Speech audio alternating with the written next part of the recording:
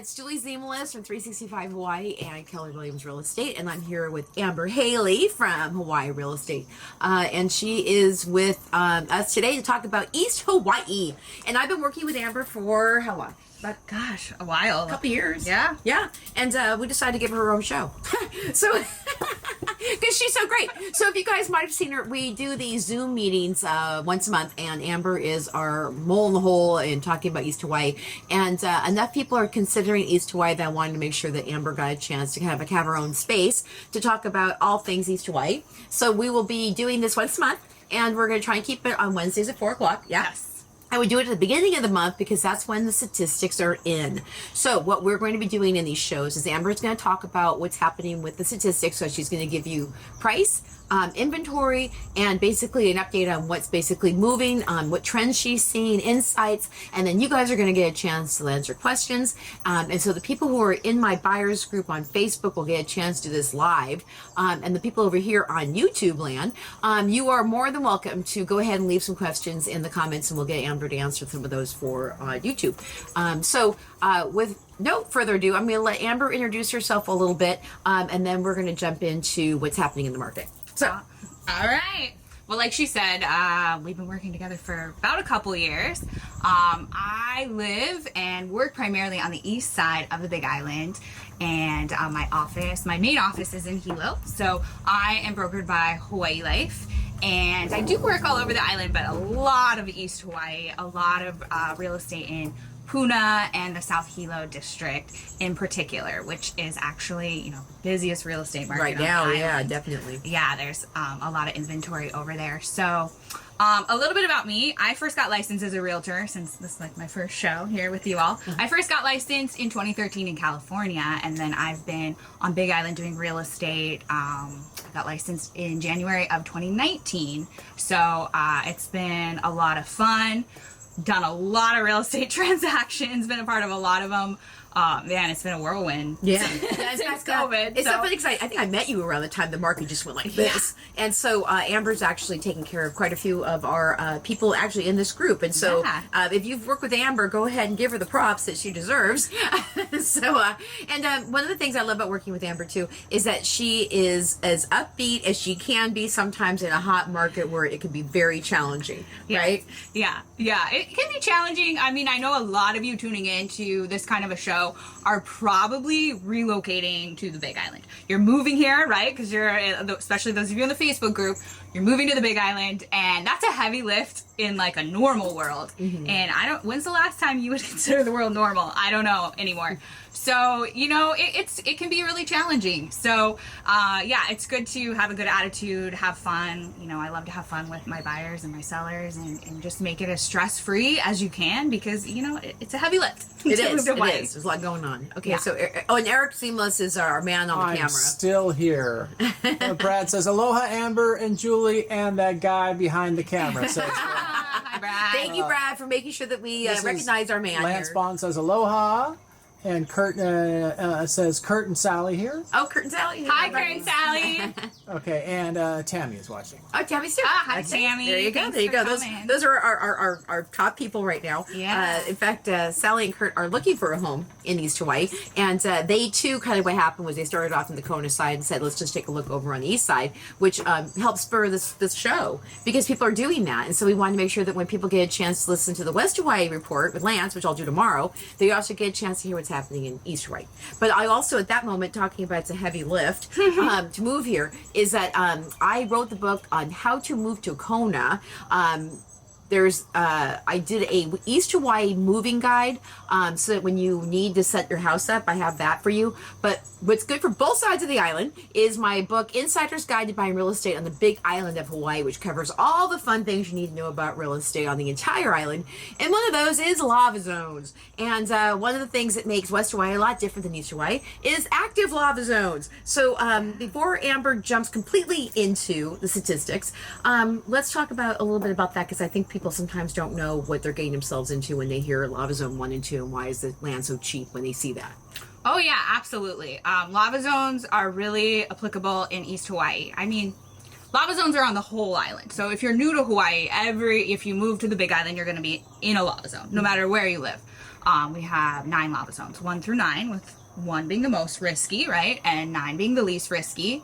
But it really affects us in East Hawaii. And it is something to always keep in mind too when we talk about statistics, because I think it can kind of skew the statistics a little bit, because there really is a difference in value based on lava zones. So let's get into like how the lava zones kind of affect a real estate buyer and seller, really, but buyers in particular. And this is good information, even if you're a local on Big Island and you know about lava zones, but maybe you don't know how they affect real estate purchases, right? So it's really applicable to everybody. But in East Hawaii, especially in the Puna district, which is, there's a lot of inventory in Puna compared to other parts of the island. It's still low inventory, but there's a lot of homes for sale. You see a lot of property in lava zones 1 and 2. So those are the 2 zones that you really want to pay attention to, because the lava hazard can affect your ability to, number 1, get financing. Right. That might not even be an option for you. It's really particular to the situation and to whether you're in zone 1 or zone 2 and what kind of loan and how much cash you have and the property itself. So there's a lot of, nuances for if you can buy or not. But most of lava zone 1, I would say, is like an all cash kind of purchase. Right. Because that is a space that might really be mowed down by lava, maybe in the home buyer's lifetime. Yeah, and not might, will be. But maybe not. But maybe in the home buyer's lifetime, maybe not for a very, very long time. None of us know. And if anybody tells you that they know, they don't know. So none of us know, but lava zone 1 is basically, and just a disclaimer, I'm not a volcanologist or anything. So, I get my information from Volcano National Park and just being a resident here and being a realtor. But it's basically located right on the rift zone of the volcano. So Kilauea is one of the world's most active volcanoes. If you didn't know that, it's one of the volcanoes that makes up the Big Island. And there's neighborhoods right on the rift zone of the volcano. So, for example, in 2018, if you lived here, you knew about this. If you didn't live here, you might have seen it on the news. If not, Google it. But Kilauea erupted right in the middle of a neighborhood called Leilani Estates. And that neighborhood was built on the rift zone. So lava zone 1 and hundreds of homes were actually covered by lava. From Leilani down to Kapoho. Beautiful homes. And so that was a really challenging time for the community and, scary for a lot of people. And a lot of people who live in those lava zones actually don't have good homeowners insurance, because that's the other thing to talk about. You can't get insurance, right? It is very challenging. So in lava zone 1, there is a government-backed program, but you can only insure up to $350,000. That could change in the future. So if you're watching this on YouTube, someday, way later, that can change, especially based on what the volcano does and insurance companies choose to do. But only $350,000. So I've seen some properties in Lava Zone 1 that are, big retreat centers, over $1 million, beautiful estates. And you're really taking on a big risk, living in a big, beautiful house that you can't get insurance. Right. And when people would ask me about this, they'd say, so the house is worth $250,000, but it's the only thing I can afford. I'm like, well, can you afford to lose $250,000?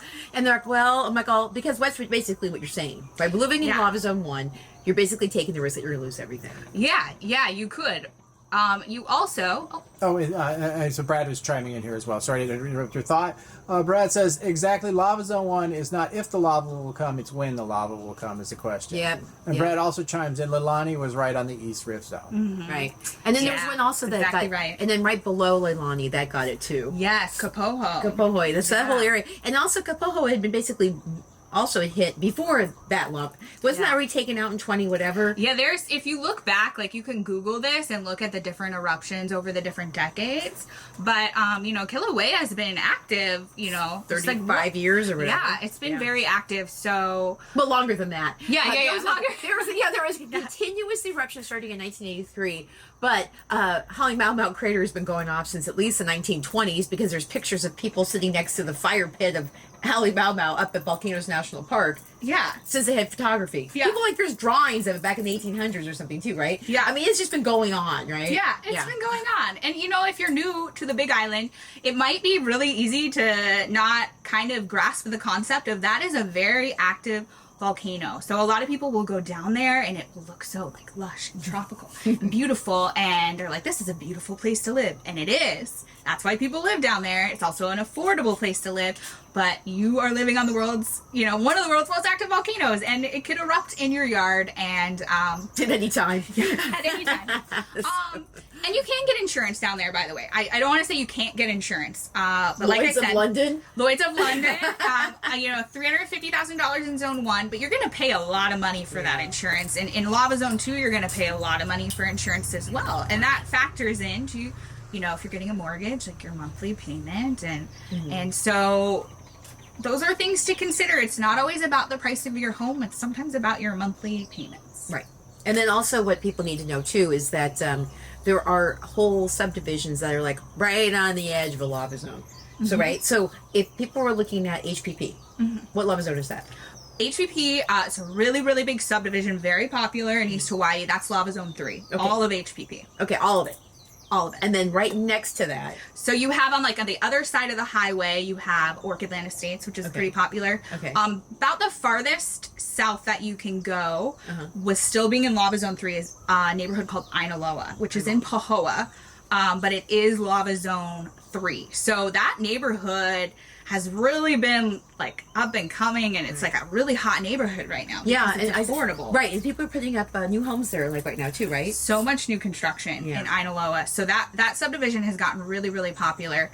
But you are right on the border there of Lava Zone 2. So then you get into neighborhoods like Nanavale Estates, which is Lava Zone 2, but it's right there. Right there by Leilani. So, and by the geothermal plant down there. So it's just right on the border. If you look at a map, you know, that looks very close to Lava Zone 1. Right, right. Very, very and you know, one of the things that Amber can do is, obviously she's a resource for you. She can actually provide Lava Zone maps for you. Yeah. And tell me that the Lava Zone maps actually, like, is there an overlay of the different neighborhood subdivisions on top of a Lava Zone map?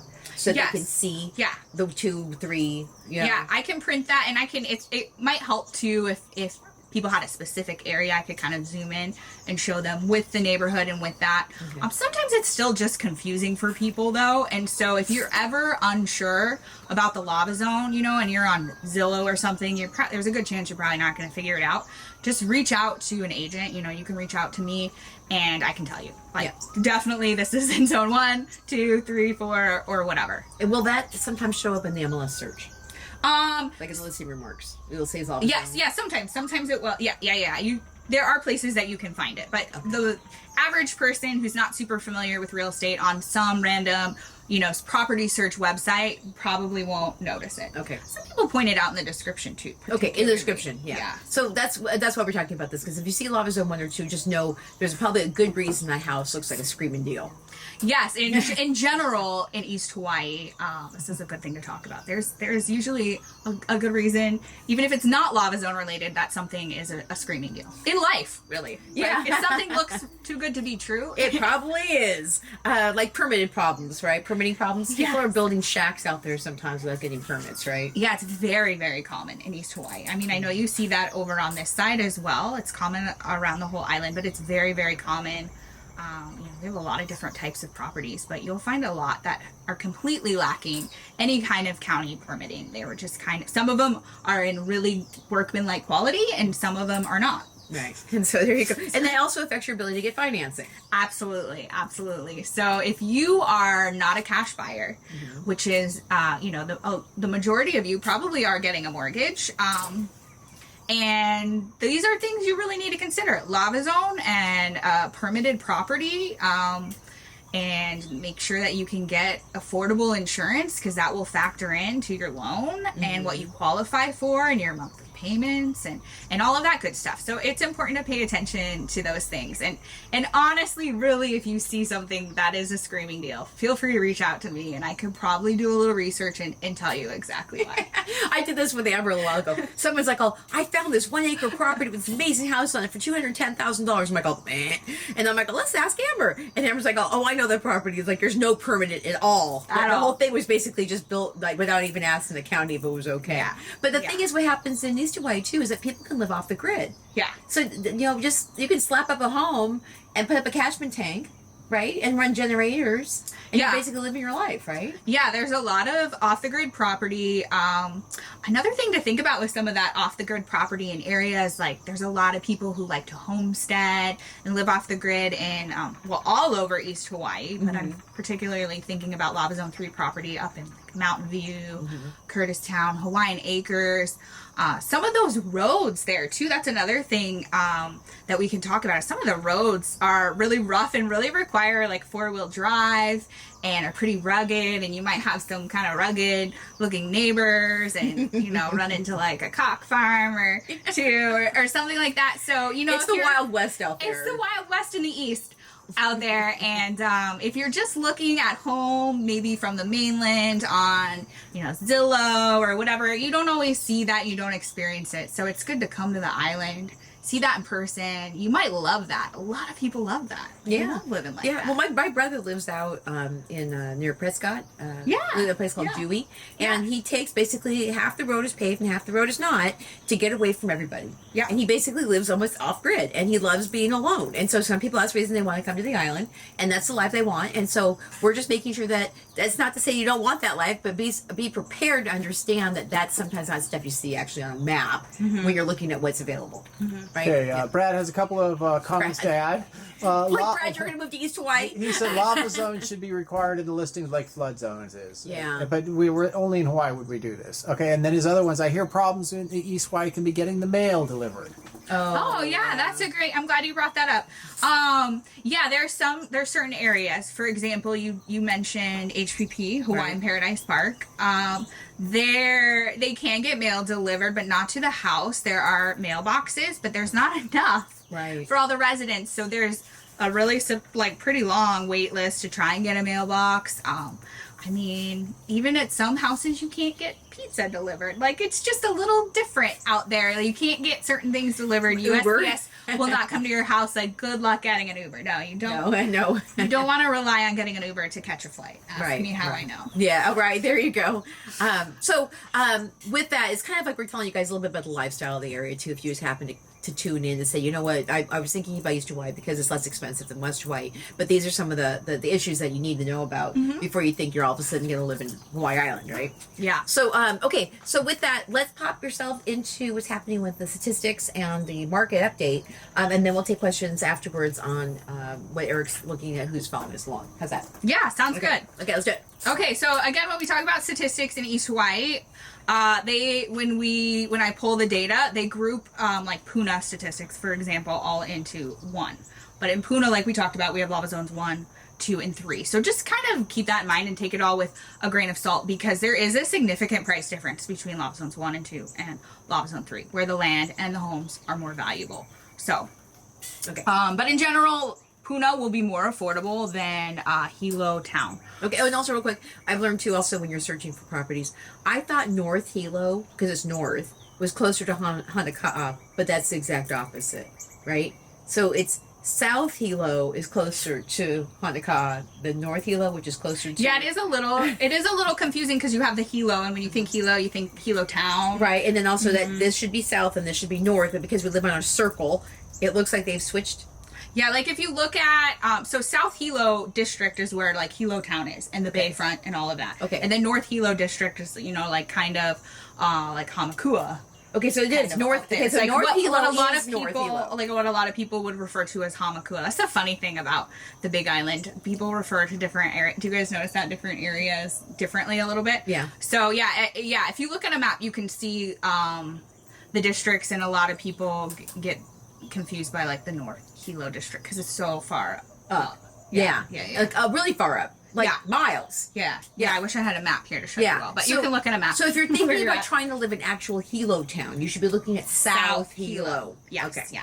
Yeah. Nice to make sure. Okay. Which is not south of Hilo town. That's Puna. right. Yeah, yes. yeah. So there you go. So it is a little bit confusing. And most of the real estate that happens like in Hilo happens in, well, the Puna district, but as far as South and North Hilo, there's a lot more real estate that the market's more active in South Hilo. There's not very much inventory or very many sales in the North Hilo district. Because So, there's a lot of open land, a lot of open farmland. yeah, for example, there's one current listing unit in North Hilo right now for $459. So there's just not a lot of data there. So sometimes I just kind of leave it out because it can skew things. Okay. So, so as we go on these little monthly experiences, just know that. Okay. Yeah, just know that. We can talk more about it. So South Hilo right now, there's 34 current units and the median price is $534. So if you are looking, around Hilo town, that's going to be your median price. If you're looking, there's different neighborhoods, there's different pockets. And that is, kind of what we're seeing right now in Hilo and in Puna is more days on market. Mm-hmm. We're seeing more price reductions. Okay. We haven't seen like a big drop yet in median or average price, but that is kind of something that I could see potentially if coming. more inventory comes on the market. Right? Yeah, coming up and with the interest rates and all of that right now. But right now, as of our latest statistic from last month with all the data for South Hilo, you're looking at about $534 for median price. And what's the increase year over year? So increase year over year. So last year we were at $390. Ooh, so it's gone up. Yeah, Was it's gone up. Was that 40%? That's quick, fast math. Sure. So I talked to Amber about this. We're going to drop the PDF of the statistics into the chat in the Facebook group. Yeah. That way you guys can mull over the statistics on a piece of paper, you could say. But yeah, it's gone up a lot because more and more people get priced out of Western Hawaii. They're jumping over to Eastern Hawaii, right? So the prices have just skyrocketed. Yeah. And then there's a question in the meantime. We're kind of shaking it up a little here. What is the most sought after neighborhoods in Hilo? Oh, that's a good question. Oh, you know what? I don't know if a really popular area is like the Kaumana area. People really like that because it's higher elevation. You got a really nice view from a lot of those properties of like the Hilo Bay. It's quiet up there. It's just a little bit cooler. It's rainy, I would say, but I think that is one of the desirable areas. Another area north of like Hilo Town Bayfront, which is what I think in my head most people think of when they think of Hilo, is Pepeakeo. That's a really nice area. Really desirable area. So those are the two areas I hear people wanting a lot. Sometimes they're kind of priced out of those areas, but so when you say priced out, why? What's the median price in those areas?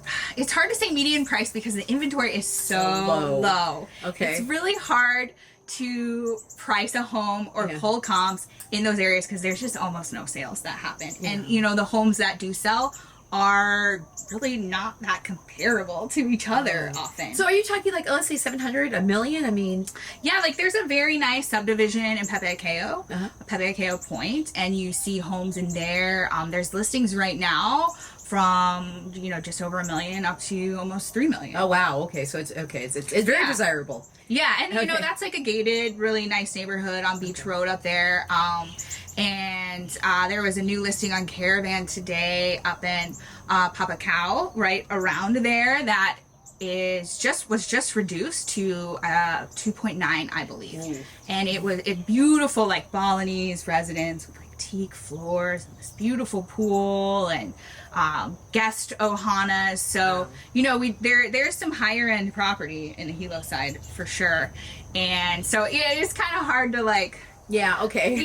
Whole comps because you have some of those. Yeah. That's what really skews our data over there. There's not a lot. You have those luxury listings kind of, and then you have, some of the older homes that are from, maybe built in like 1936 or something in our, so that's what I think about when I think about Hilo homes. Because ones you see driving around the normal roads. Yeah. Not the ones deep into some place where all of a sudden there's a $3 million estate. Yeah. So if, let's say you're just driving around and you're just seeing normal homes, like 3-bedroom, 2-bath houses on a normal thing. Yeah. So those are going to be more in your like $300,000-$500,000 range. There was a sale that just closed, like actually kind of near Pepe Ikeo. It was a pretty heavy fixer. A lot of these properties in Hilo they need a lot of work. The termites are kind of holding hands to the basket.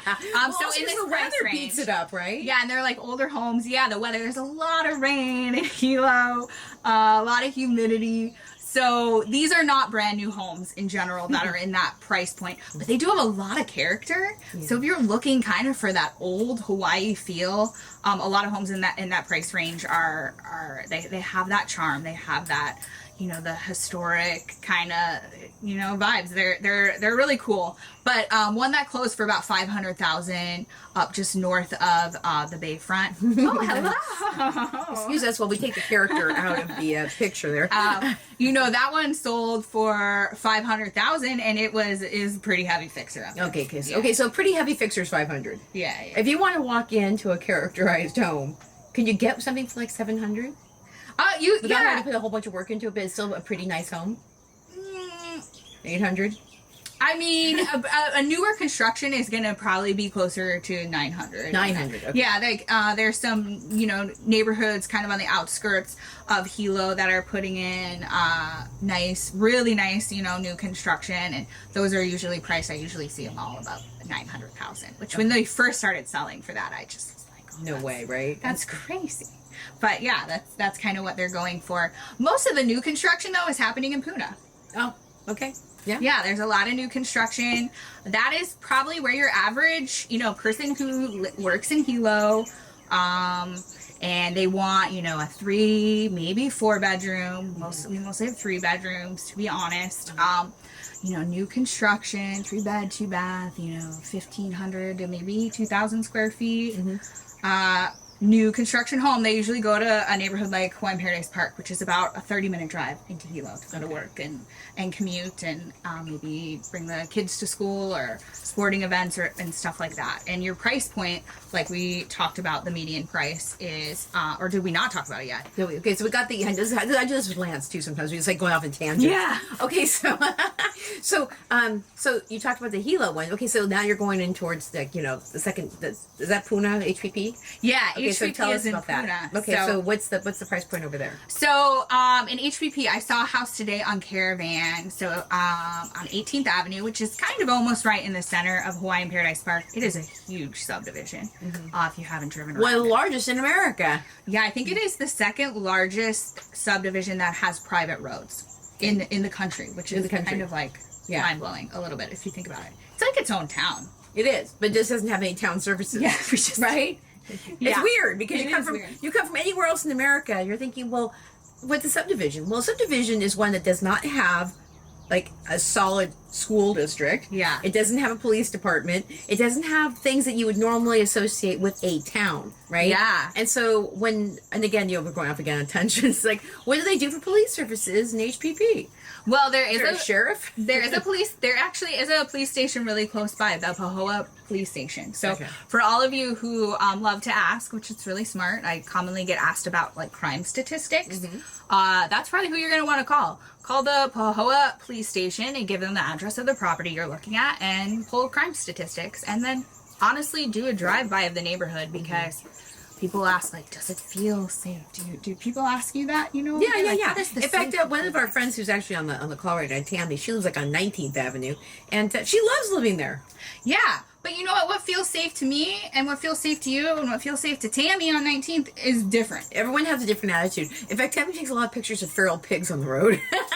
Yeah, there are some of those. Yeah, we have feral pigs right below our property, but sometimes that might freak people out. Yeah. So you never know what people want in terms, and like you were always saying, especially in East Hawaii, drive by. Yes. And if you're going to have your realtor do a FaceTime showing, make sure they include the entire neighborhood in the FaceTime showing, not just the house. Yeah, right? Like I love to like walk the block, look at the neighbors and all of that. The neighbors. No, and you'll see why, you know, when you're there, Yeah. because it's you have really nice houses and you have less nice houses, and you have, you know, loud neighbors and quiet neighbors. And the thing about neighbors, though, is they can always change. So Right. keep that in mind. There you go. So for example, on Caravan today, I saw a property, and I actually toured the listing in person too, because our broker Caravan right now is virtual in East Hawaii. Oh. And yeah, we're still doing it virtually since COVID.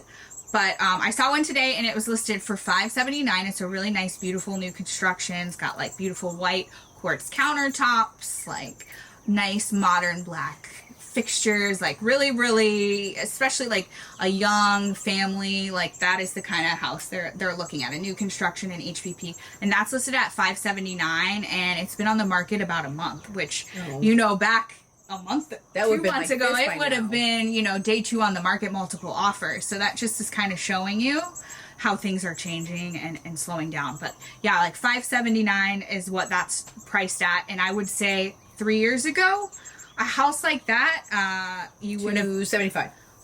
yeah, like 325 would have maybe been pushing it. Okay. So, and now 579, and you hardly blink at that price. It's like, Well, people are blinking because they're not buying it. well, yeah, it's slowing down now. Yeah. So. But yeah, so the median price that we had right now, let me pull that back up. I believe it was $380 for as of last month when we got all that data for Puna, which is up a lot from where it was a year ago, but we are seeing it kind of slow down, and I do think we're going to see it continue to kind of like taper off. I'm not seeing, you know, a drop in median price, but that could, you know, that could be on the horizon for us. So, yeah, let's look at some more stats. So, 380, our average days on market in Puna is 45 days. So, we're kind of trickling up in our days on market from what it's been, which is, I think, what we're all talking about. Right. Things are slowing That's down. tracking what's happening across Hawaii and the nation right now. Yeah. So, we have 107 listings in Puna, and that is up a little bit. So we have a little bit more inventory, but just honestly just a little bit, like 6 more homes than we had previously. And days on market are just, you know, 4 more days on market than what we had. And yeah, I mean, Puna, if you are somebody who is just priced out of Kona and then maybe got priced out of Hilo, Puna's a good option. Try and stick to Lava Zone 3 though. Yeah. If you're looking in Puna, but you know, a lot of people love that area. It's beautiful. It's got a mix of locals and transplants, and you know, it's definitely a place to kind of keep your eye on. And I've seen a lot of my clients, you know, move from, you know, wanting to go up Hamakua to Hilo, and now they're looking in Puna and seeing how much their money can buy there. Oh, there we go. Yeah. And also, if you guys are unsure, because I actually invited a few people to the show that you'll laugh at this one. I'll live anywhere on the island that I can afford a home. I'm like, don't say that, because you might end up in Ocean View Estates. But the concept of where is the best place to live on the island, and I think that's what I like about my little thing. Every single place on this island is different than the one next to it. It really is. It is. It's so many different, the people, the experience and everything. But when I went to the Hilo newbies group and I asked people, I go, what are your hobbies? Almost every single person said they love to garden. They love the rain. They love the lushness. They love the green. And when I asked people in the newbies group, what's your favorite hobby? They said ocean sports, and they like to run, and they like to sit on the beach. Mm-hmm. And so it is, if you're a person that just loves the garden aspect, the whole green, the whole thing, like that lush experience, or and it doesn't mind some rain. Mm-hmm. East Hawaii might be a perfect fit. East Hawaii might be a perfect fit, and definitely, yeah. I would say that probably describes like most people, and I find most people really do kind of fit in or feel like more at home in East Hawaii or West Hawaii. That's why it's good to come out and spend some time if you're not sure, right, and see which one feels better. Better. And a lot of people will buy in East Hawaii and then be like, you know what, actually we did want to live in Kona, and you know, they'll sell a year or two later. So. And then pop over. Yeah, and then some people say, I got my foothold in East Hawaii, to be able to get a feeling for what it's like to live on the island. Yeah. Until they can figure out where they want to fit. Yeah. And so, when Eric and I were first looking at homes, we were in Kehoe forever, and I thought I would never live anywhere besides Kehoe. I love Kehoe. Very nice. And then I got a chance to feel what being at elevation felt like. Yeah. I love some elevation. So when you were talking about that elevation in the Hilo area, that if you love the view and you want to get up a little bit, maybe 5 or 6 different degrees different, looking at elevated neighborhoods is an important part of being able to live comfortably, right? Yeah, absolutely. Another thing that is a little bit different from the east side and the west side, I would say, right at sea level in East Hawaii, it's not as hot. Oh, it's being down here? Yeah. Being over here at sea level, it's very, very hot. I would have a very hard time living without air conditioning if I was right on the water. I mean, does anyone do it? Or close to the water on the Kona side, where I personally would be quite comfortable living close to the water in pretty much everywhere on the east side of the island. It is a little bit cooler at sea level. And another thing to consider, I like to tell this story. I have a family that lives on the Kona side of the island, and people just assume that it's a lot drier at their house than at my house on the east side of the island. But I live in a sunnier pocket of the east side of the island at a lower elevation, and they live in a rainier pocket on the dry side of the island at a higher elevation, and it's so we get a wet lot more there, rain. and it's pretty, dry at my house. Yeah. So, those are things to consider. Yep, the microclimates. Lance Bond says, how many new homes in Puna for under 600,000? For under 600,000, so it would really depend. Some of the new construction in HPP I've seen listed at like $850. Oh my gosh. And then that's sitting on the market, Yeah, getting reduced. Do not buy a house for Yes. $850 in HPP. Yes, but you can get a new construction right now in HPP for under 600,000. Yeah. You can definitely get one in Ainaloa or in Lava Zone 1 or 2. But then again, Yeah, you're they gonna gotta pay have for those, that, yeah. those other problems. It's going to be more difficult outside of Puna. Really, when it comes to East Hawaii, would be very challenging to find a brand new construction. I don't think there's any inventory probably right now, except in Puna. So that's where you'll want to look. But Puna goes all the way up to Volcano too. That's right, a whole right. other area. And Volcano has a whole different vibe to it. So yeah. But you know what though? Speaking of Lance, Lance and I have been friends for quite some time, and he and I will be actually at an event in Hamakua on Sunday, and you and I were talking a little bit about the Hamakua. Just so if you guys are thinking, okay, well, how do I figure really north? Hamakua basically does not have any new subdivisions going in anytime soon, right? Those are more open land, a little bit more farmy, the whole experience. And even in Hilo, there's no planned subdivisions going in Hilo, right? Yeah, there's not a lot. I mean, yeah, most of the new construction is Puna right now. Okay, yeah, so we'll kind of like keep an eye on that and keep everybody updated on any like that could change in the future. There could be more development and all of that. But yeah, it's not, you don't see as much of that. Yeah. Well, quick one before I lose this thought. I did see that Governor Iggy did push through 3 housing bills. To start trying to make homes more affordable and available for people who are working class. So maybe that will open up some space in Puna. Who knows? So, yes. Tammy says, come be our neighbor in HPP. There we go. There we go. Awesome. Yeah, Tammy's my ambassador on East Hawaii, and she can give you a little more information and insight. In fact, if you are watching this on YouTube and you're thinking about buying in Hilo, we do have a group called the Hilo 365 Hilo Newbies Group, and it covers a lot of the East Side. And Tammy's my little moderator for that, and she can answer questions. There's people in the group that love answering questions about what's it like to live on that side of the island. So join that. Yeah, that's a great group. Sometimes I pop into the like meetups and stuff. It's fun. It's fun to meet the people. And I will say, if you're coming to the Big Island and you're new on the Big Island, sometimes, especially in East Hawaii, it can be kind of hard to get plugged in to community. And the 365 group and the people that you'll meet in that group, like really, that makes like a world of difference. I know, they're such nice people. Such nice people. Yeah, in fact, I've noticed that people in East Hawaii actually, we always laugh and go like this. People in West Hawaii, we've got a lot of transients. People in East Hawaii actually live there. Like they put their roots into that lush ground of all that rain, and they really create community, and they really help one another. And I love my little West Hawaii friends, but there just seems, because it's kind of more of like a vacation experience on this side than that side. People are doing like 6 months on this side, and they'll go 6 months someplace else, or they're not, there's like, and I think we're having a little bit less second home owners as more people are actually trying to live here full time. But in East Hawaii, you don't see people leaving the island for 6 months at a shot. They live there. Yeah, I mean, there's some, but not to the extent I'm imagining that you have over here. People live there. There's a lot of people homesteading. You can go. Okay, so if there's any questions that we have over here on the Facebook group, Eric's kind of moderating that right now. And then while we're waiting for those people over here on the YouTube people, please subscribe to my 365 Hawaii Real Estate Minute channel that you're on when you're seeing this. Subscribe, and we'll make sure that you get notified when we're doing these. But in general, what we're going to do is we're going to have Amber talking East Hawaii statistics first Wednesday of the month. Lance will do it on the first Thursday of the month. We have our Zoom mix of all of my realtor partners around the island talking about what's happening on the entire island about the third Thursday of the month. And I'm also going to be reaching up into North Hawaii and Waikoloa Village and Waikoloa Resort to do something like this as well. So you guys will be able to stay on the one channel to get all the information about the whole island and the real estate experience. And don't forget that Eric and I both also sell real estate here in Kona.